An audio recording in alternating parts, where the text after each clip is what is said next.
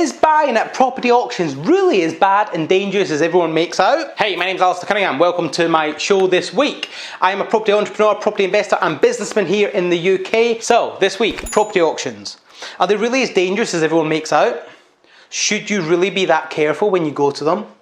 The answer to that is yes. It is fraught with risk. So today I'm going to give you my couple of tips on what you need to do.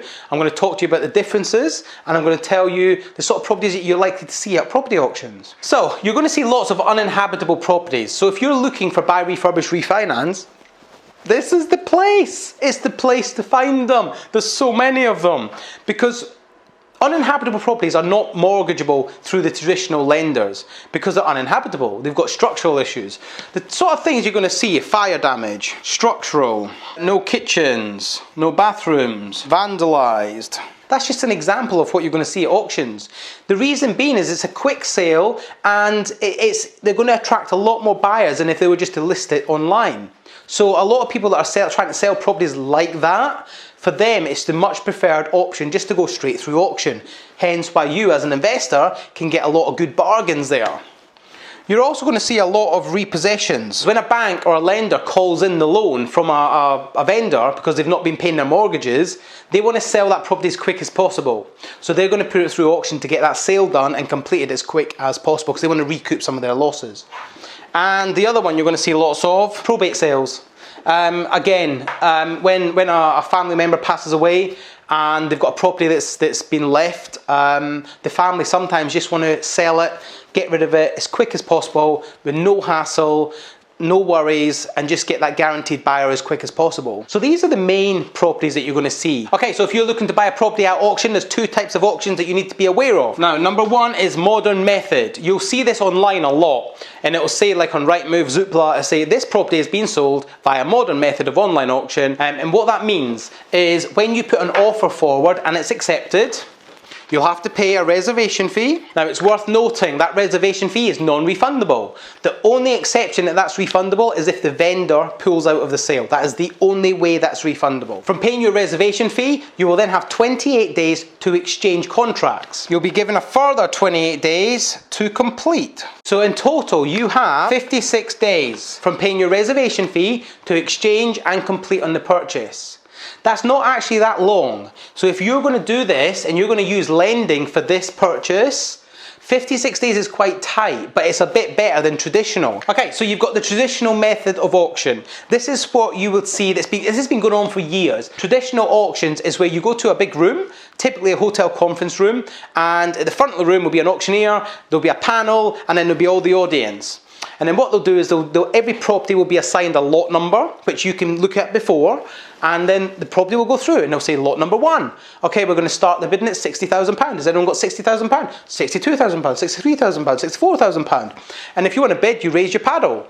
You have to pre-register if you want to bid, and sometimes some auction houses will ask you to put a deposit down, put a couple of £1,000s down to show that you're serious and that you've actually got the money to invest. Now, traditional auctions are very different to modern method of online auction, because in a traditional auction you have 28 days to exchange and complete.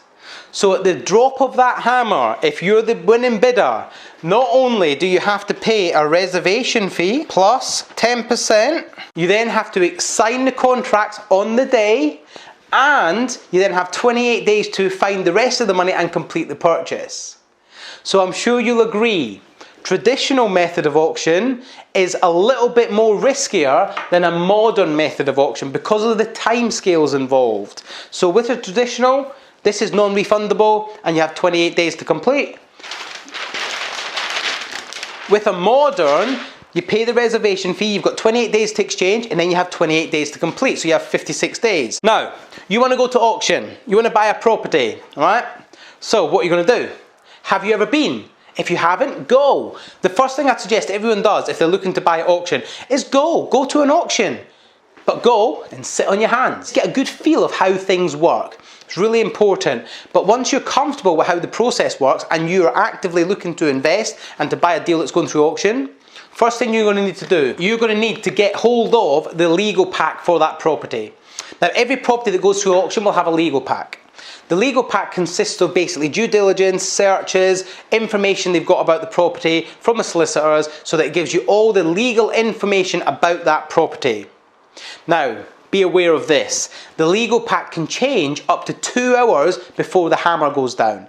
So it's constantly evolving, and it's up to you to make sure that you've got the most up-to-date legal pack. It's not up to them. It's up to you. You're the buyer. Your buyer responsibility here, okay? So make sure you review the legal pack and you understand it.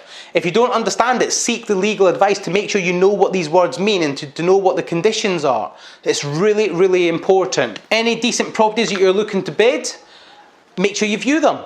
You must view these properties before you bid on them. Don't be an idiot here. Seriously, don't be an idiot. Now, I'm not necessarily saying you have to view them, but somebody you trust has to view them. Either your builder, a business partner, or somebody that you know knows what they're looking at. So it doesn't personally have to be you. I personally don't look at all the properties that I buy. I've got people that do it for me and I trust them. So somebody has to view it on your behalf that you trust, okay? Make sure you do that. It's super, super important. Next, make sure you get the property surveyed. It's crucial. If you're buying anything that's got any sort of bad condition, any sort of dilapidation, any sort of uninhabitable, make sure you're getting the property surveyed. It's crucial. Now, the auction houses are not obliged to let you do this. However, if you ask them, they tend to sort of oblige. They tend to let you, okay? So make sure that you're asking to be, if you can survey it, and asking to get a viewing done, and also ask to get a valuation redone. So I would get somebody out to value the property. Now, the surveyor would probably be able to do that for you at the same time, so make sure you get a survey and a valuation report done at the same time. Crucially important. You want to know how much is the property worth now, and how much will it be worth when I do the relevant work that I'm going to do to that deal. Next, know your numbers. It's crucially important that you know your numbers. Cannot emphasize this enough. Whenever you're doing any deal, you must know the numbers on the deal. Doesn't matter how you buy it. Doesn't matter if you're buying it through auction or if you're buying it through a conventional sale. You still need to know your numbers. But it's even more important to know your numbers at auction houses, because you need to know how much the auction house is going to charge you for their fee. Make sure you have the finances available and in place, because if you bid and you pay the reservation fee, you're obliging yourself to complete, otherwise you lose money. So if you have not got the finance in place, do not bid. It's that simple. Don't be a motivated idiot. Be a sensible person who bids knowing he can complete. Do not overbid. Do not bid any higher than what you set the limit to when you came into the auction room. So if you've looked at the legal pack, you've done a viewing on it, you've had it surveyed so you know what needs doing to it, you've had a builder price up the work, so you've had the valuation done, you know your numbers, you know what the end value is after you know your numbers, then you're going to make sure you've got the right finance in place, and then you're going to set your ceiling price knowing what is the maximum I can spend on that property. Do not go above it. Take an accountability partner with you. Take somebody with you who is going to hold your hand and hold you accountable to what you determined before you even stepped in the auction room.